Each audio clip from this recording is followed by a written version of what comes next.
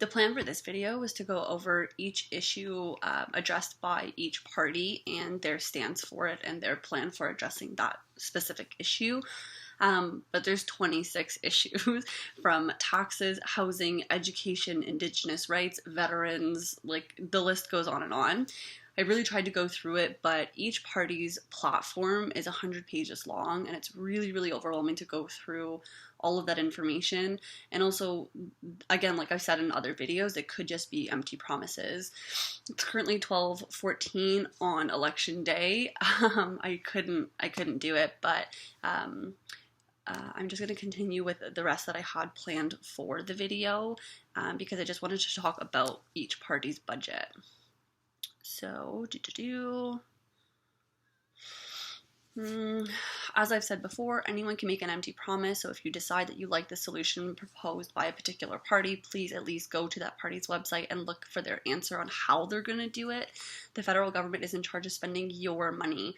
Think about how frustrated you are when you work the hours for a $1,300 paycheck, but you only see $1,000 bucks. $300 is a good chunk of money for anyone in the middle class or lower, so come on, let's have a say in how it's spent.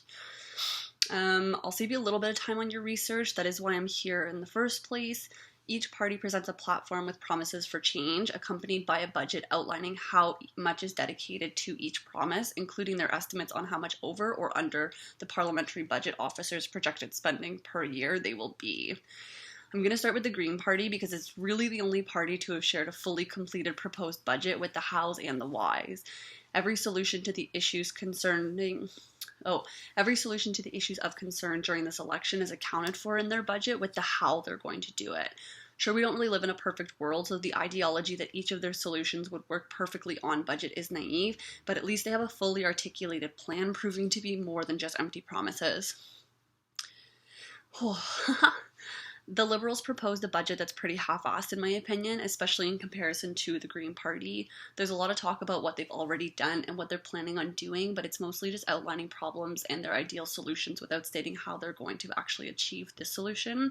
There are a couple exceptions when they're explaining their new proposed taxes and how they're going to spend the money from those taxes, but not really much else. It's mostly just the allocation of money for the issues with no set plan on how they're going to spend that money. Took a bit of effort to find the Conservatives' budget proposal on their website because it's not actually on their website. The homepage is pretty much just a donation link and then smear articles about Trudeau mixed in with some stuff about Andrew Scheer. You have to scroll all the way to the bottom of the webpage where the fine print tabs are and click the Platforms tab. This will then redirect you to Andrew Scheer's personal website. I don't know, I just find that a little weird that his party platform isn't directly featured on the party's website. It's on a different website. Unlike all the other candidates that have all of their stuff right on their party's homepage. The Conservative fiscal overview is basically a rant about how Trudeau put the nation back in debt after Harper, the former Conservative Prime Minister, balanced the budget.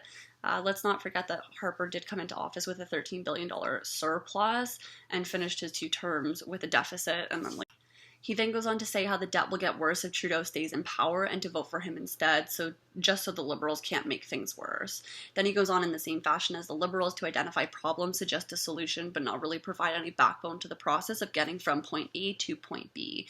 If you want to see the actual proposed budget, you have to find the very fine print link to the PDF version under a few pictures, and honestly, it's not really more helpful. It's just a bunch of pictures and their budget. The NDP's budget's actually pretty decent. Everything is pretty much written in layman's terms, so it's really easy to understand. They seem to be pretty focused on relieving the financial burden most Canadians feel, but again, like the Liberals and the Conservatives, they've allocated money without explaining how it's going to be used. Maybe it's a campaign strategy, don't reveal your secrets, but it does leave room for doubt on whether or not they'll follow through with their promises, especially because Jagmeet Singh is new to the political field, and although he's fresh, he's definitely inexperienced when it comes to being a party leader in power in the federal government. So that's pretty much the budgets. Again, if you do want to know how each party plans on tackling each issue presented in this federal election, you will have to do that research for yourself.